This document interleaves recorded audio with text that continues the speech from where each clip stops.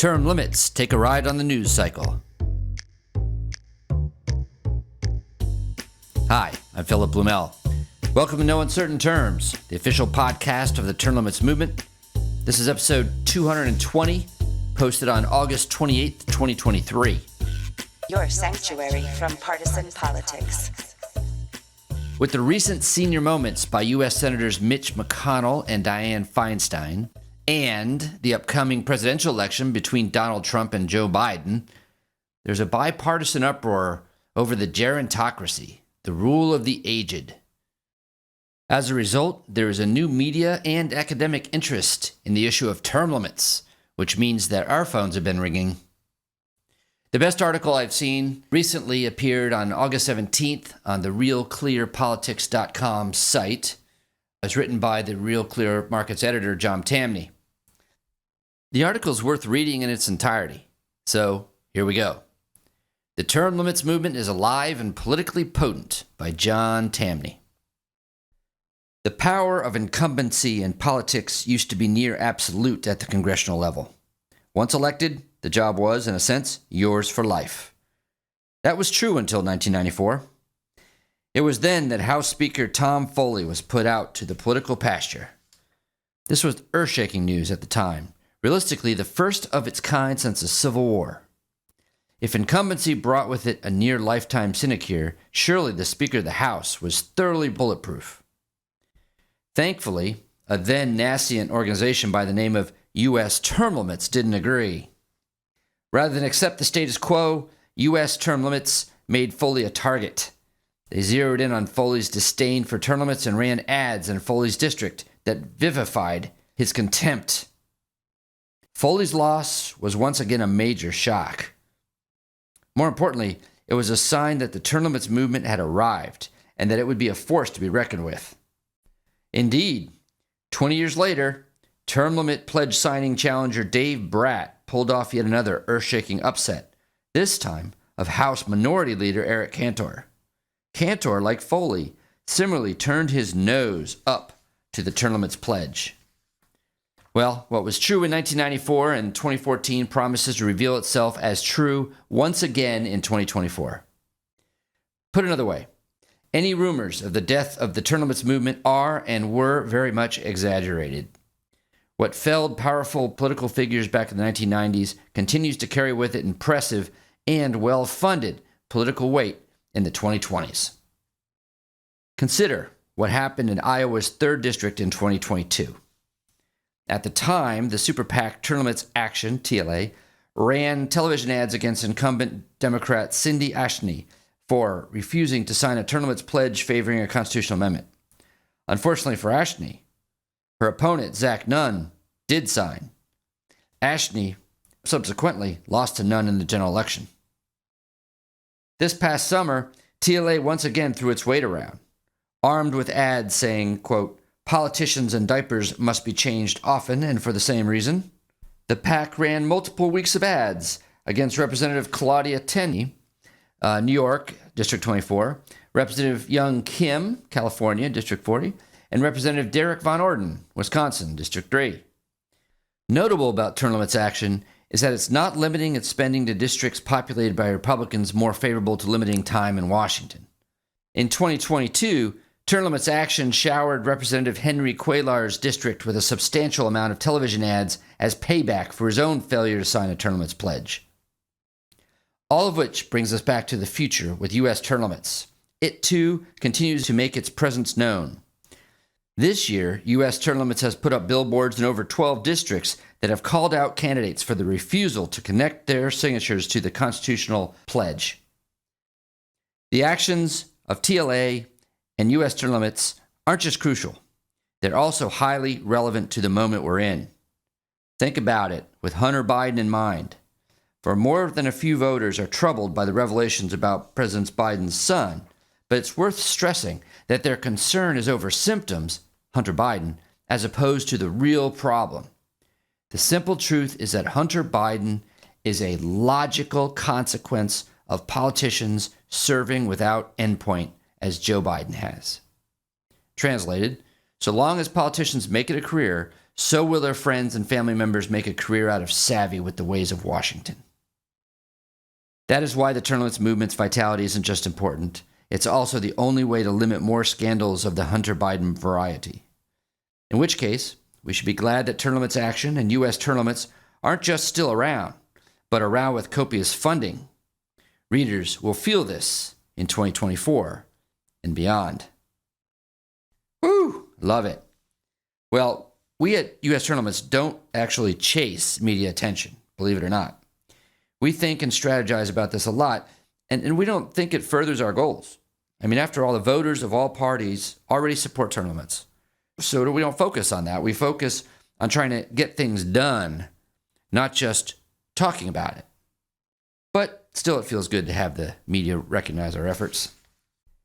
But I admit we were disappointed and even surprised that none of the candidates in the first Republican presidential primary debate last week even mentioned term limits. It'd be very helpful to have a president actively on our side. But of course, there will be more debates. So they need to hear from us. So if you go to termlimits.com/takeaction, the very first action item will assist you in sending a pro-term limits message to all of the Republican candidates and President Biden as well.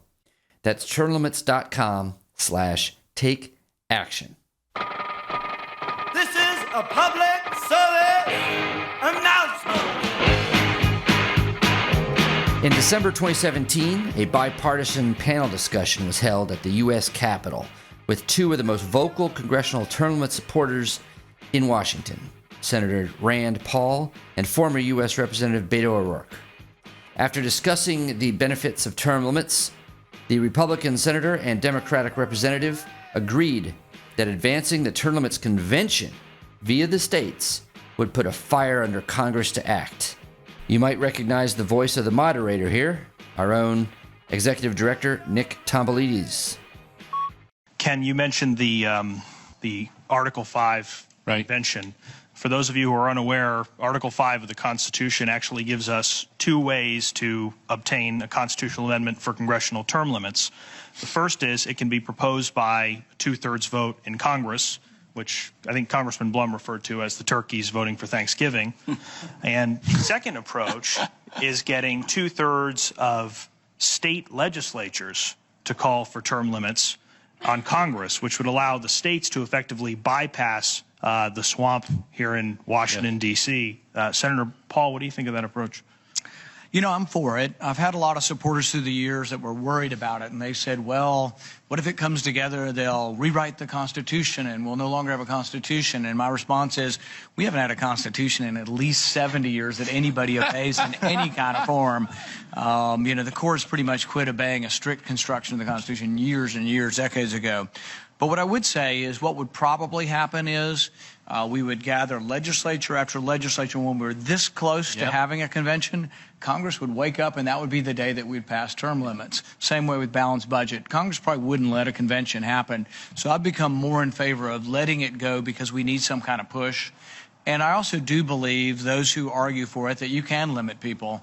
You know, there's no reason. So state legislature appoints Ken to go to be, and they tell you you can only vote for a balanced budget amendment or term limits. Ken comes home and says, hey, we rewrote it and we got the French Constitution. The legislature now is going to say, Ken, you're fired, and we don't accept your vote. So there's two bites at the apple on this. And so I've been less frightened of a convention, one, because I don't think we obey the Constitution now anyway, but two, because I think that we need some kind of push forward. It's never coming from up here. Right. Congressman O'Rourke, what do you think of that? Would the threat of a potential convention coming from the states light a fire under Congress to act on term limits? Yeah, I think that because of some of the things that we've talked about right now, about how focused members of Congress are on their reelections and maintaining their purchase on power, that if they were to sense that in their states this has become the driving priority, they're going to act on that to ensure that they are able to stay in power, and maybe that constitutional amendment, only applies going forward, and current members are grandfathered. If that were the price to do it, I would gladly sign up. Though I am term limited myself, I told my constituents, because I believe in them, I would serve no more than 4 terms in the House, 8 years. I'm in the middle of my 3rd term, and I'm not seeking re-election. Running for the Senate right now, and if elected, I've told my constituents I would serve no more than 2 terms, 12 years, regardless of whether or not other members are held to the same standard. I feel like you got to be able to walk the walk if you're really going to be able to lead on this. So, however we get there, you'd hope that you'd have some public pressure that would drive this here. I think it's important enough that we support it wherever it takes place. Okay, next, let's get a little bit wonky. Along with the media attention, political scientists are revisiting the issue of term limits as well. Our favorite study of late comes from the journal called Political Science Research and Methods, and the study was done by James N. Strickland at Arizona State and Jesse M. Crossan at Purdue University. It is titled K Street on Main, Legislative Turnover and Multi-Client Lobbying, and was published in 2022. This duo reviewed an original set of data regarding lobbyist contracts and state legislative turnover in general, and then in the specific case of term-limited states. The key thing they were looking for was how turnover affects the development of state-level K Streets, full of professional multi-client lobbyists. K Street, as you probably are aware, is the center of the lobbying industry in Washington, D.C. You won't find many term limit supporters there. By professional multi-client lobbyists, what they mean is the big money lobbyists that represent well-heeled special interests that trade on their access and act as a de facto gatekeeper to their legislative allies. The bottom line is, when you hear reformers railing against the lobbyists, these are the folks that they're talking about. Professional multi-client lobbyists. So, the point of the study is to answer the question, does rapid turnover, and term limits in particular, encourage or discourage the growth of big lobbyist firms, and do they assist or hinder their efforts to influence lawmakers? So, here is their key findings. First, increases in turnover disrupt lobbying activity and discourage the growth of these multi-client lobbying firms. It's an inverse ratio. The more turnover, the less lobbying power. The less turnover, the more big dominant lobbying firms you get. Next, turnover disturbs the revolving door of the legislator turned lobbyist phenomenon. That is, there are fewer former legislators serving as lobbyists in states with term limits and high turnover. This also applies, by the way, to staffers turned lobbyists, another common phenomenon. Next, lobbyists trade primarily on access to politicians. So, when legislators serve in office for short periods of time, lobbyists have reduced abilities to build relationships and attract clients by offering access. According to the study, quote, in the states, veteran lobbyists in term-limited states express frustration over having to maintain relationships with and educate new lawmakers continuously. These challenges are compounded by the fact that freshman legislators are often hesitant to meet with lobbyists because they view them as corrupt, close quote. Next, legislative term limits are specifically singled out as a source of the turnover that causes these effects. This isn't just inferred. The study actually included a second set of analysis that focused on term limit states specifically. And lastly, in states with low turnover, lobbying firms are larger and fees are higher, and the system naturally puts poorer interests at a disadvantage, reducing access. And this is partly how these big lobbyist firms sort of act as a gatekeeper to get to the politicians for less moneyed interests.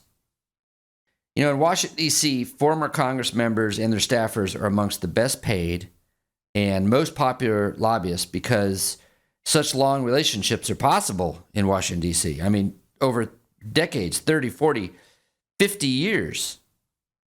Well, term limits would alter that.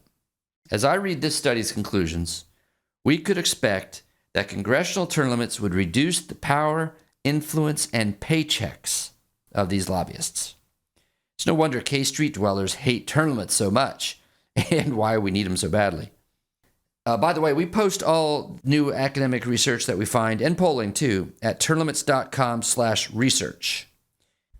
You can also find a link to the research page at termlimits.com under the facts, FACTS, pull-down menu on the site.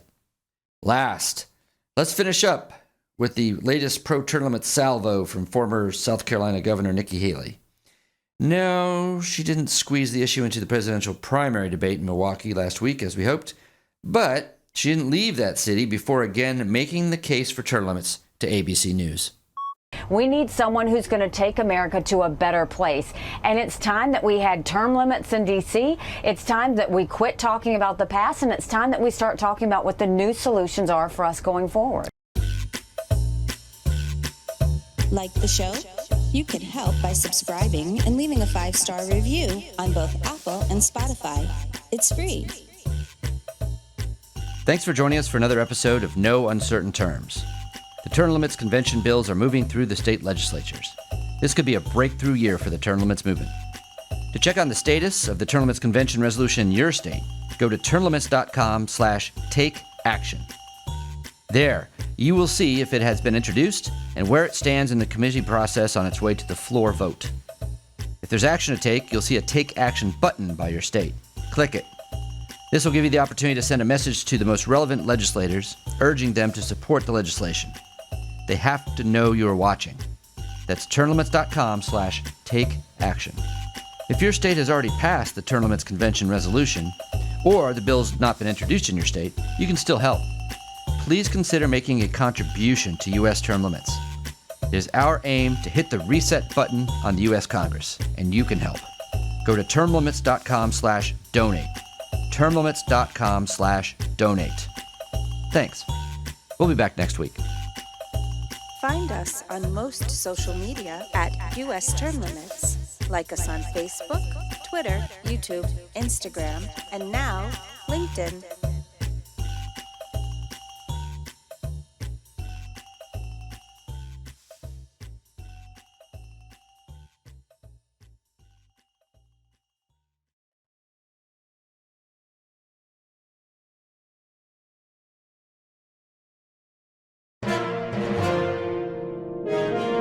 USTL.